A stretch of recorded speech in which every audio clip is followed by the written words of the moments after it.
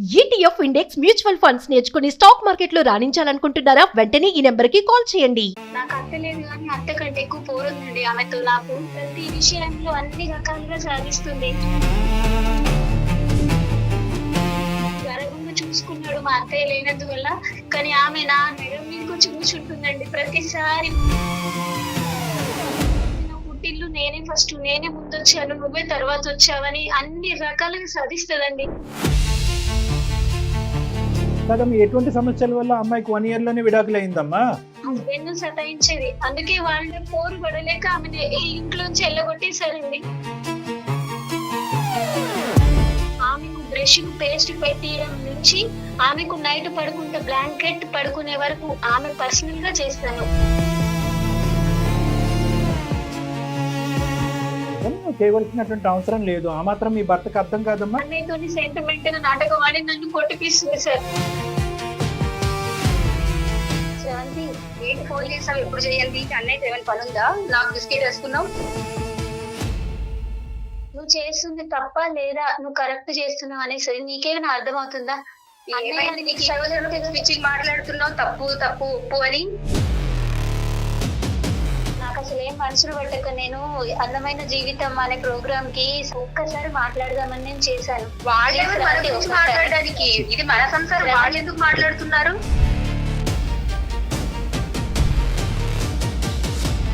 తను మంచి నేర్పిస్తే నేను నేర్చుకునే పొజిషన్ లో తప్పే ఉందమ్మా? తనకు ఎలాగో పిచ్చి పెట్టి మాట్లాడుతుంది. అసలు ఏ సమస్య లేకుండా అక్కడ మీ దాకా వచ్చింది. కనీసం మీరైనా తన కౌన్సిలింగ్ ఇవ్వండి. నువ్వు ఏలికేస్తే కాలికేస్తున్నావు తల్లి, కాలికేస్తే ఏలికేస్తున్నావు. నేను మా అన్నయ్య వాళ్ళ ఇంట్లో ఉండడం తప్పంటారా? నమస్తే కళ్యాణ్ నమస్తే గారు. మేడం. సుప్రియ అనే ఒక అమ్మాయి మనకి మెయిల్ చేశారండి. సుప్రియ. సుప్రియ అన్నదమ్ములు, అక్క చెల్లెళ్ళు, ఈ రిలేషన్స్ ఎప్పటికీ విడదీయరాని బంధం ఏదన్నా ఉందంటే బ్లడ్ రిలేషన్. వన్స్ ఒకసారి పెళ్లిళ్ళు జరిగిపోయాక ఎవరి జీవితాలు వాళ్ళకు అంతే వచ్చాక కదా మేడం. ఇక్కడ కాస్త ప్రయారిటీస్ Yeah. మారితే బంధం తగ్గుతుందని నేను చెప్పట్లేదు, లేదు.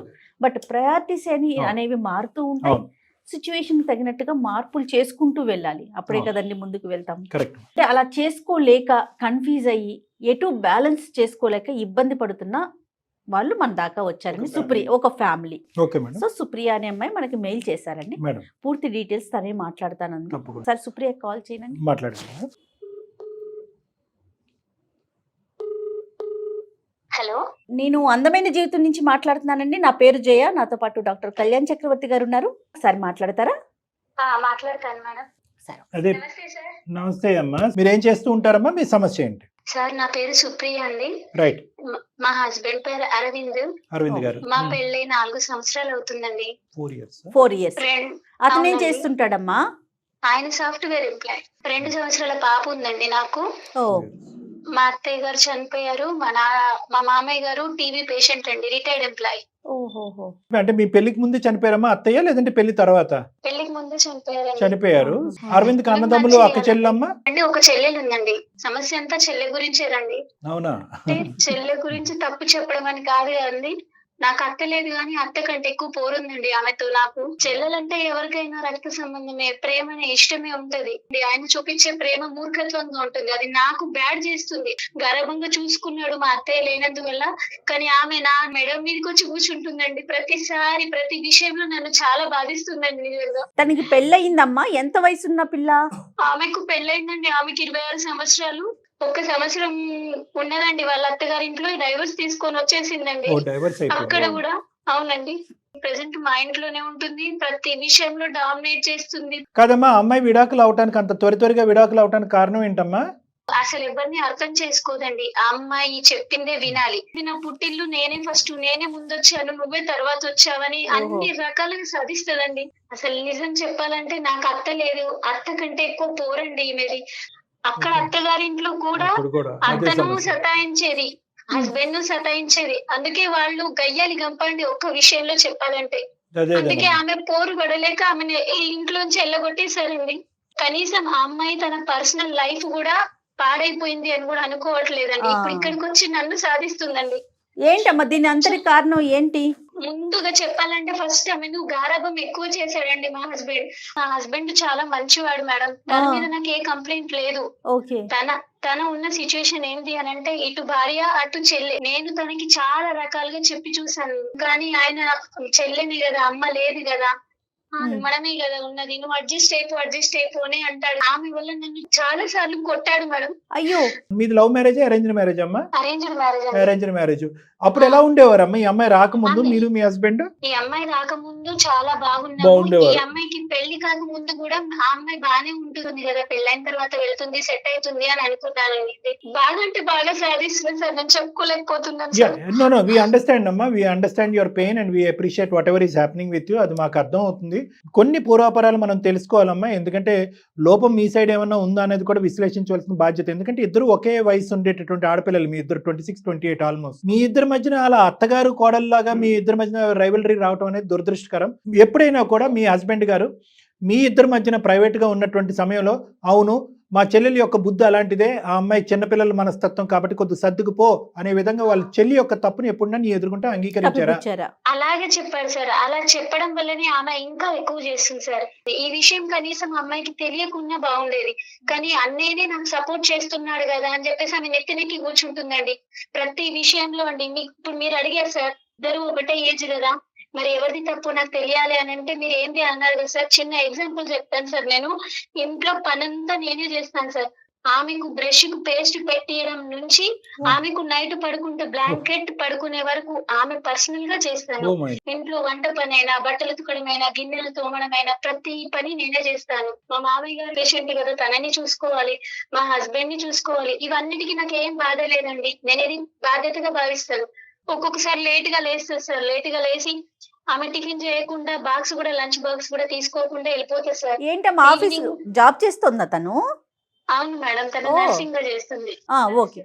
ఆఫీస్ కి వెళ్ళి తీసుకోకుండా మళ్ళీ వచ్చిన తర్వాత అన్నయ్య చూడు వదిన ఎట్లా చేస్తుంది, నాకు టిఫిన్ కూడా పెట్టలేదు, పొద్దున టిఫిన్ కూడా చేయకుండా, నాకు లంచ్ బాక్స్ కూడా పెట్టకుండా నన్ను ఏం పట్టించుకుంటలేదు. ఆవిడే నర్స్ అమ్మా, ఇక్కడ నువ్వు ఆవిడకి సేవలు చేస్తే ఆవిడ వెళ్ళి పేషెంట్లకు సేవ చేస్తుందా? టూత్ బ్రష్ మీద పేస్ట్ పెట్టుకోలేదు ఆవిడ? నా భర్త ఒకటే మాట చెప్తాడు సార్, అమ్మ లేదు కదా, మనమే చూసుకోవాలి, తనకు ఇప్పుడు ఎక్కడ ఫ్యామిలీ లేదు. ఈ అమ్మాయి మొండితనం వల్ల, పిచ్చితనం వల్ల జీవితాన్ని పాడు చేసుకుని పరువు రోడ్డుకి వేసింది అనేది ఎవరు కూడా అనట్లేదా? వీళ్ళెవరుని ఎవరు అనట్లేదు సార్. ఆమె పర్సనల్ లైఫ్ మీద కూడా టెన్షన్ లేదు సార్. భార్య అంటే ఎలా ఉండాలి అనేటటువంటి విధంగా నువ్వు ఉన్నావు, భర్త అంటే ఎలా ఉండాలనే విధంగా అతను ఉన్నాడు. ఈ రోజు ఈ అమ్మాయి మధ్యలో దూరి మీ ఇద్దరి మధ్యన చివాట్లు పెడుతుంది, గొడవలు పెడుతుంది అనేది ఆ మాత్రం ఇంగితం మీ ఆయనకి తెలియదమ్మా?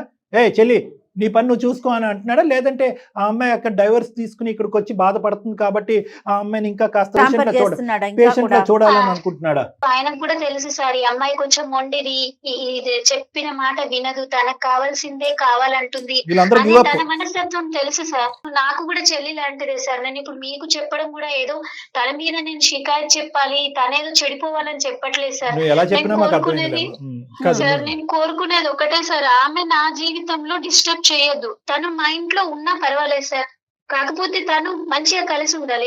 నాకు కూడా ఒక చెల్లి లాంటిదే సార్. తను నాతో కలిసి ఉండాలి, మంచిగా ఉండాలని అనుకుంటున్నాను. నేను చేసే పనిలో ఆమె సహాయం చేయాలని కూడా నేను అనుకోవట్లేదు. చిన్న మాట సార్, సినిమాకి వెళ్తే నాకు ప్రైవసీ లేదు, మాతో వస్తా అంటుంది. గుడికి వెళ్తానంటే ప్రైవసీ లేదు. నాకు 2000 రూపాయల డ్రెస్ కొనుక్కుంటే ఆమెకు నాకు 2500 కావాలంటది. 2500 డ్రెస్ ఆమెకు నచ్చినా నచ్చకపోయినా కాస్ట్ చూస్తారు సార్. ఈమె కంటే నాకు ఎక్కువ ఉండాలి, వదిన కంటే నాకు ఎక్కువ ఉండాలి, ఈ అమ్మాయి పై చేయి ఉండాలి అన్నయ్య కళ్ళల్లో. Okay sir. ప్రతి విషయం సినిమాకి వెళ్ళినా కూడా అంతే సార్.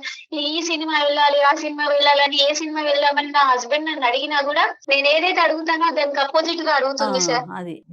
ఇంకా ఇలా కూడా చెప్తుంది సార్, నా హస్బెండ్ తో ఉద్యోగం చేయకుండా ఇంట్లోనే ఉంటుంది అని చెప్పేసి ఇలా చెప్తుంది సార్. నేను ఉద్యోగానికి వెళ్తే నా పాపని ఎవరు చూస్తారు, మా మామయ్యని ఎవరు చూస్తారు? బిజినెస్ అమ్మా, తను చదువుకుంది, తను ఒక నర్స్ కింద పని చేసుకుంటుంది, నువ్వు ఇంట్లో పిల్లల్ని చూసుకుంటున్నావు, తప్పే ఉంది. అది బాక్స్ తీసుకెళ్లకుండా, కావాలని తీసుకెళ్లకుండా, తను తప్పు చేసి తను లేవకుండా, తను లేట్ చేసుకొని ఇంటికి వచ్చిన తర్వాత అన్న నాకు వదిన బాక్స్ కూడా పెట్టలేదు, టిఫిన్ కూడా పెట్టలేదు, నేను అంత భారం అయిపోయినా మీకు అని చెప్పేసి అన్నయ్యతోని సెంటిమెంట్ నాటకం అని నన్ను కొట్టిపిస్తుంది సార్. చాలా సార్లు ఇలా చేసింది. చెల్లి వైపు వేలెత్తి చూపెట్టాలా, లేదంటే అన్నయ్య వైపు నీ భర్త వైపు వేలెత్తి చూపెట్టాలమ్మా?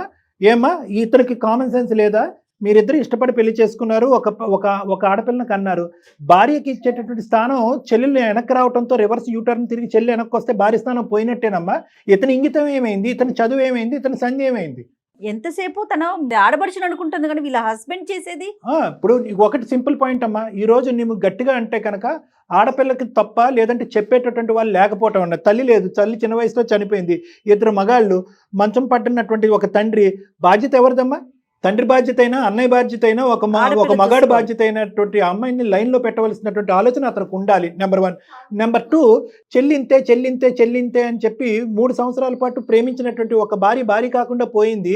ఆ అమ్మాయిని ఎక్కడ పెట్టాలో అక్కడ పెట్టుంటే ఎంత బాగుండేది. వీళ్ళు ఏదైతే పెళ్లికి ముందు తప్పు చేశారో, పెళ్లి తర్వాత ఆ అమ్మాయి విడాకులు తీసుకొచ్చి ఇక్కడ కూర్చున్న తర్వాత అదే తప్పు కంటిన్యూ అవుతుంది. రేపొద్దున మళ్ళీ ఇదే తత్వంతో మళ్ళీ పెళ్లి చేస్తాడు, ఇంకోటి బక్కర అవుతాడు. సో మీ భర్తను కూడా ఇక్కడ మాట్లాడాలమ్మా. ఇక్కడ వాస్తవానికి ఏంటంటే, ఆ అమ్మాయితో మాట్లాడమని చేసావా ఈరోజు ఈమెయిల్, లేదంటే మీ ఆయనతో మాట్లాడమని చేసావా మాకైతే తెలియదు. కానీ ఇక్కడ ఖచ్చితంగా list of people who should be trained. ఎలాగ ఈ అమ్మాయిని పెంచాలి, ఎలా ఈ అమ్మాయిని చూసుకోవాలి, లేదంటే ఈ అమ్మాయి ఒక ఉపద్రవం, కొంపలు ముంచేటటువంటి ఒక ఉపద్రవం, మీ కొంపను ముంచుతుంది, రేపొద్దున మళ్ళీ వెళ్ళి ఇంకో కొంపను ముంచుతుంది, అక్కడ కూడా విడాకులు అవుతుంది. తప్పుగా అనుకోకండి. ఈ మనస్తత్వం అనేది చాలా డేంజర్. ఆ మనస్తత్వాన్ని లైన్లో పెట్టవలసినటువంటి బాధ్యత మీ భర్త మీద ఉంది.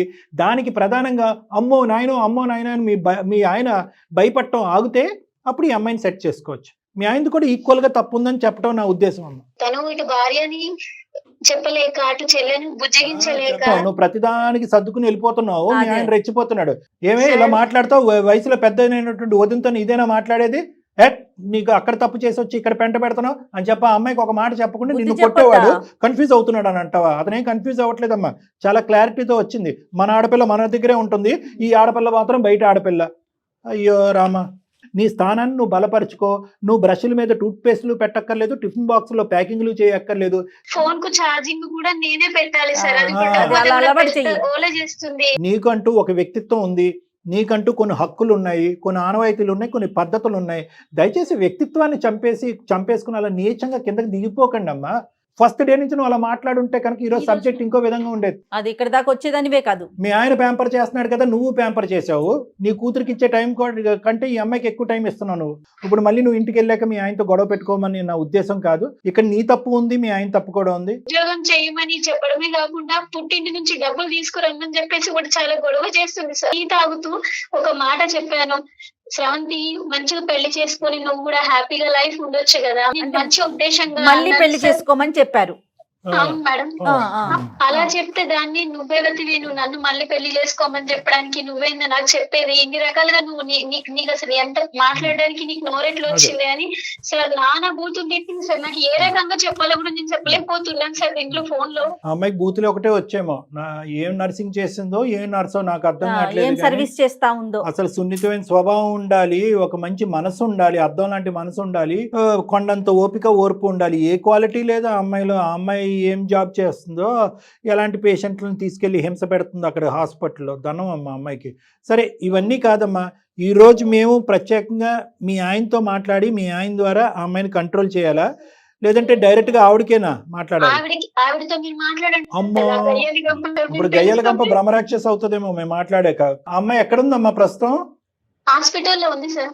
కల్పమ్మా, ఫోన్ కలిపి ఒక 2 నిమిషాలు తల్లి. ఒకటి, మామూలుగా మీరిద్దరూ ఎప్పుడైనా ఫోన్లో మాట్లాడుకుంటే అసలు మాకు కూడా అర్థం కావాలి కదా, మేము ఉన్నాము అని చెప్పగానే అమ్మాయి పాలిష్డ్గా మాట్లాడుతుందేమో కదా, అలా కాకుండానే ఆ అమ్మాయి స్వరూపం, నిజ స్వరూపం తెలియాలంటే మామూలుగా క్యాజువల్గా నువ్వు మాట్లాడు. తర్వాత నాకు ఈ పద్ధతులు నచ్చట్లేదు, నేను భరించలేకపోతున్నాను, నాకేదో ఒక తేలాలి అనే ఉద్దేశంతో ఒక సలహా గురించి ఇలా అందమైన జీవితానికి ఫోన్ చేశాను. ఒకసారి ఆ సార్ వాళ్ళు నాతో మాట్లాడుతూ ఒకసారి నీకు కూడా ఫోన్ కలపమన్నారు శ్రవంతి. ఒక 2 నిమిషాలు మాట్లాడాను రిక్వెస్టింగ్గా, అప్పుడు చెప్పమ్మా. कॉल को होल्ड पे रखा है, कृपया लाइन पर बने रहें। హలో శ్రవంతి, ఏంటి ఫోన్ చేసావు? ఎప్పుడు చేయాలి? నీకు ఇష్టమైన కూర చేసిన, ములక్కడ సాంబార్ చేసిన, తిన్నావా? అబ్బో చాలా చేసావు నా కోసం, తినాలే. ఏంటి ఫోన్ చేసావు చెప్పు. నచ్చిందా నీకు? సర్లే, ఏంటి అన్నయ్యతో ఏమైనా పని ఉందా? నాకు బిస్కెట్ వేసుకున్నావు. ఒక మాట చెప్పాలని చేశాను, నువ్వు ఇంట్లో ఎట్లయినా టైం ఇయ్యవు కదా. అసలు ఏం చెప్పాలనుకుంటున్నావు చెప్పు. ఇప్పుడు మన ఇద్దరి మధ్యలో మీ అన్నయ్య నలుగుతున్నాడు. నేను నీకు చాలా అన్నయ్యకి ఏమైంది? అన్నయ్య చాలా బాగున్నాడుగా. అన్నయ్య బాగున్నాడని నీకు అనిపిస్తుంది, నాకు అర్థమవుతుంది. ఒక్కసారైనా నువ్వు కనీసం అన్నయ్య గురించి ఆలోచించినా? నువ్వు చేస్తుంది తప్ప లేదా నువ్వు కరెక్ట్ చేస్తున్నావు అనేసి నీకేమైనా అర్థమవుతుందా? ఏమైంది నీకు? ఈ రోజు పిచ్చిగా మాట్లాడుతున్నావు, తప్పు తప్పు ఒప్పు అని. ఇప్పుడు అన్నయ్య సైలెంట్ గా ఉన్నాడంటే దాని అర్థము సంతోషంగా ఉన్నాడని కాదు శ్రవంతి. నీకు మా అనిపిస్తుంది అన్నయ్య శ్రవంతి, బాధంతా నీ వల్లే అసలు. నేను ఎంత సఫర్ అవుతున్నానని నీకైనా తెలుసు. సరే నువ్వు అది చెప్పకపోయినా పర్లేదు. మంచిగా ఉందాం శ్రవంతి, మంచిగా ఉండు శ్రవంతి ప్లీజ్. మంచిగా ఉండకుండా ఎలా ఉంటున్నాము? ఏం మాట్లాడుతున్నావు ఈ టైంలో ఫోన్ చేసి? నాకు అసలు ఏం మనసులు పట్టక నేను అందమైన జీవితం అనే ప్రోగ్రామ్ కి సార్ వాళ్ళు చెప్తుంటారు, అందరికి సలహాలు చెప్తారు, అందరి భవిష్యత్తు బాగుంది. నేను చూశాను, చాలా సార్లు చూశాను, రివ్యూస్ చూశాను, అన్ని రకాలుగా బాగుంది. ఒక్కసారి మాట్లాడదామని నేను చేశాను. వాళ్ళెవరు మన గురించి మాట్లాడడానికి? ఇది మన సంసారం, వాళ్ళు ఎందుకు మాట్లాడుతున్నారు? అది కాదు పాయింట్. శ్రవంతి, ఒక్కసారి నువ్వు మాట్లాడితే నీకు అర్థం అవుతుంది. ఒక్కసారి నువ్వు మాట్లాడంతే. అసలు ఇవన్నీ నువ్వు ఎలా చేస్తున్నావు? అసలు నీకు ఎవరు చెప్పారు ఇలా చేయమని? అలా చేయమని తనకి ఎవరో అంటే ఇప్పుడు చెప్పారు కదా. ఒకటమ్మా, ఎవరు స్రవంతి, 1 minute అమ్మా, నువ్వు నర్సువి, నేను డాక్టర్ని. సో కాస్త మన ఇద్దరం ఒక లెవెల్లో మాట్లాడుకోవచ్చు మనం. ఓకే, మన ఇద్దరం మెడికల్ ప్రొఫెషనల్, మన అందరి మీద ఒక బాధ్యత ఉంటుంది. అందులో ప్రధానంగా ఉండవలసింది ఓపిక, ఓర్పు, సహనం అనేటటువంటిది. నీకు ఆ సహనం ఉంది. ఒక 2 నిమిషాలు ఒక సహనంతో నేను చెప్పేటటువంటి 2 మంచి మాటలు వింటామనే ఉద్దేశంతో ఈ స్వేచ్ఛను తీసుకుని నిన్ను మేము బ్యాక్గ్రౌండ్లో ఉండి ఆ అమ్మాయిని మాట్లాడమని చెప్పామమ్మా. తప్పైతే క్షమించు. ఒక్క చిన్న మాట అమ్మా, ఒక 5 నిమిషాలు మాట్లాడావు తల్లి. వదిన అనే మాట అనలేదేంటమ్మా? ఆవిడ మీ వదిన కాదా? అమ్మాయి 20 సార్లు స్రవంతి మాట్లాడితేనే ప్రేమ ఉన్నట్ట? నో అలా అనట్లేదు. జస్ట్ ఒక క్యాజువల్ డౌట్ నేను అడిగానమ్మా. అంటేనే ప్రేమ ఉన్నట్ట, లేకపోతే ప్రేమ కాదు. అట్లీస్ట్ వదిన అనాలి, లేదంటే సుప్రియ అనాలి. ఆ అమ్మాయి కష్టపడి ఒక 2 కూరలు చేసి రుచిగా ఉందా అని అడిగింది. అదేదో బూతుమాట్లాగా అది తీసి పక్కన పెట్టు, నాకు బిస్కెట్ వేస్తున్నావు. ఇప్పుడు ఫోన్ చేయని ఆవిడ ఫోన్ చేసి నాతో మాట్లాడుతుంది No, అంటే no, madam. అడుగుతున్నాను. అమ్మ నోనో, నేను ఒక్క ప్రశ్న నేను అడుగుతాను. ఆవిడ ఎవరమ్మా నీకు? వదిన అవుతుంది. అంటే తల్లి తర్వాత తల్లి కదా. కాదండి, నాకు అర్థం అవ్వలేదు. తనకి ఏం సమస్య ఉందని అసలు మీ దాకా వచ్చింది నాకు అర్థం అవ్వట్లేదు. అమ్మ ఏమీ లేకుండా అయితే మా దగ్గర వచ్చి ఉండదు కదమ్మా. అసలు ఇప్పుడు నన్ను మా అన్నయ్య ఒక రాణి లాగా చూసుకుంటున్నాడు. ఓ, అన్నయ్య చూసుకునేవాడు. బయటికి ఇప్పుడు వెళ్ళట్లేదు, మనం హ్యాపీగా ఇంట్లో ఉంటుంది. నేను కష్టపడుతున్నా, మా అన్నయ్య కష్టపడుతున్నాడు. తను హ్యాపీగానే ఉంటుంది కదా. ఏ సమస్య ఉందని నీ దాకా వచ్చింది? నీ గురించి ఏమీ వ్యతిరేకంగా చెప్పలేదు ఆ అమ్మాయి ఒకే ఒక మాట అంది.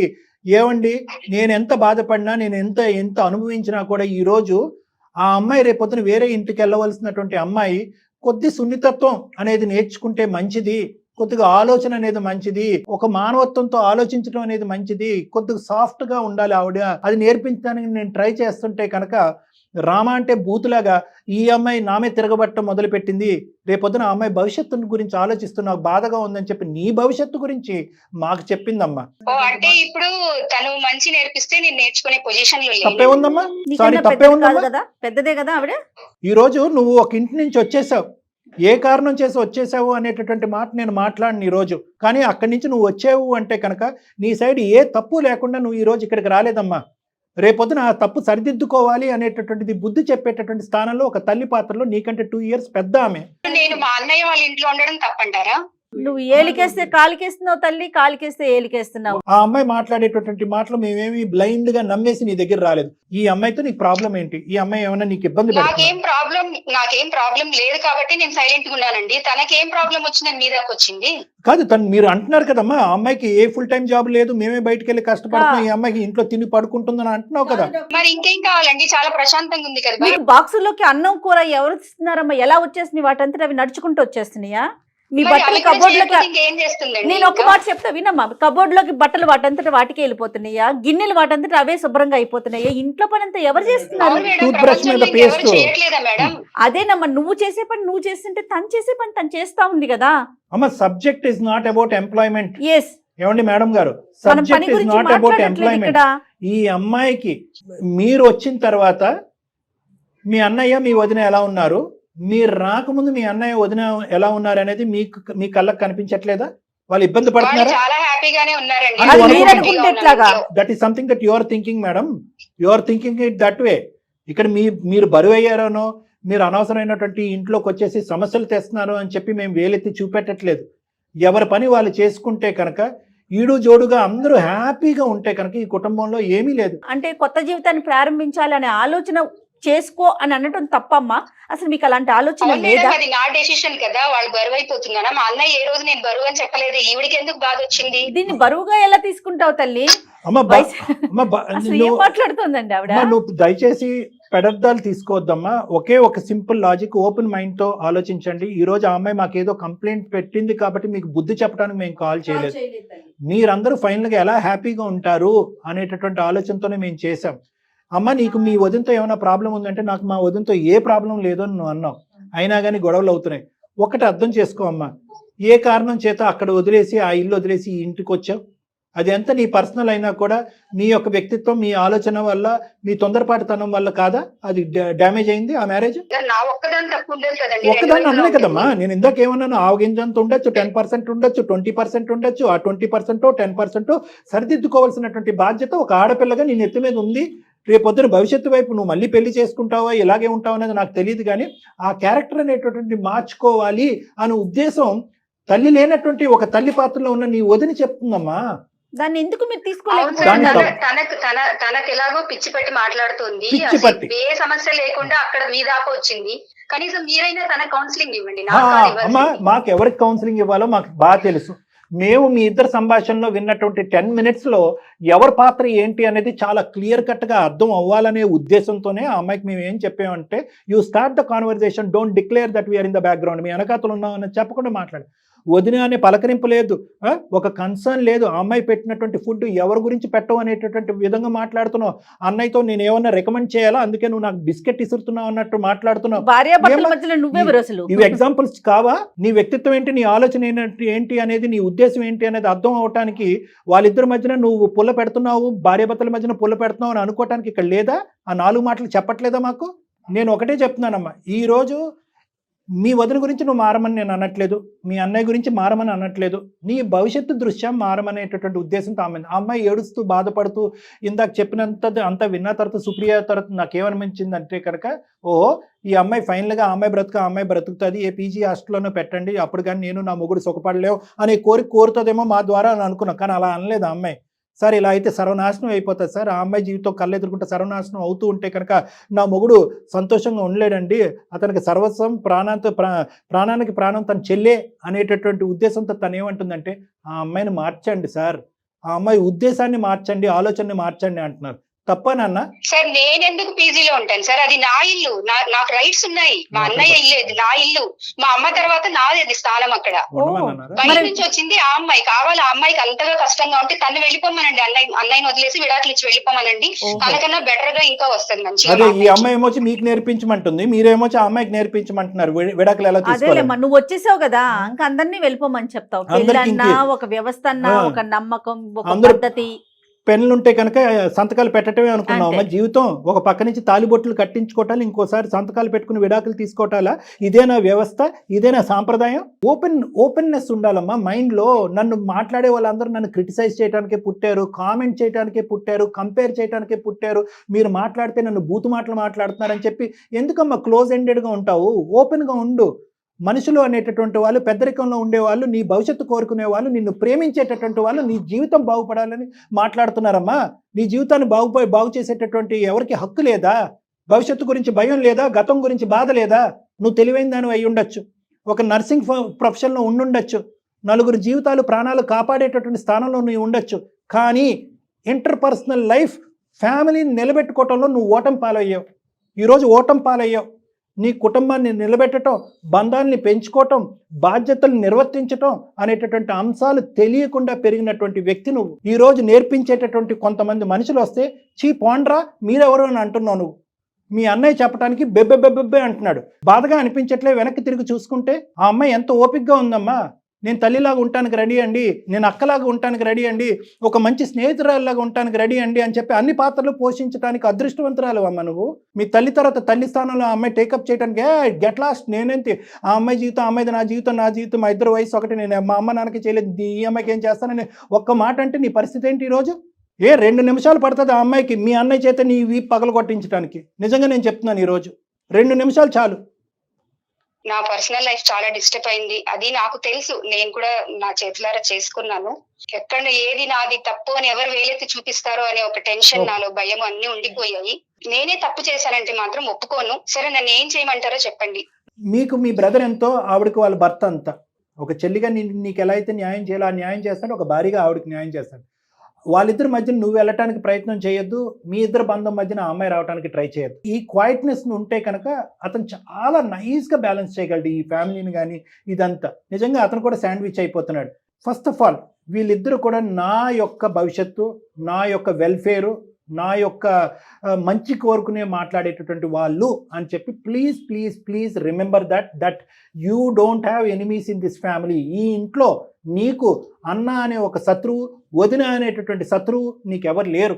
నీ శ్రేయస్సు కోరుకుని, నీ మంచితనం కోరుకునే వాళ్ళు ఉన్నారు. ఇదే నువ్వు ఒక ఇంట్లోకి వెళ్తే అక్కడ ఒక ఆడబడుచు ఉంటే, ఆ ఆడబడుచు తన బ్రష్ మీద నువ్వు టూత్పేస్ట్ పెట్టి ఉద్యోగాలు మానేసి పగలనక సాయంత్రానిక వంట వార్పులు చేసుకుంటే, నచ్చకపోతే టైం డిలే అవుతే ప్లేట్లు ఇసిరేసేటటువంటి వాతావరణం అక్కడ ఎలా ఉంటే కనుక ఎంత భయంకరంగా ఉంటుందో ఒక్కసారి ఆ స్థానంలో. ఎందుకంటే నువ్వు కూడా వేరే ఇంటికి వెళ్ళి నువ్వు వచ్చిందాను కాబట్టి చెప్తున్నానమ్మా.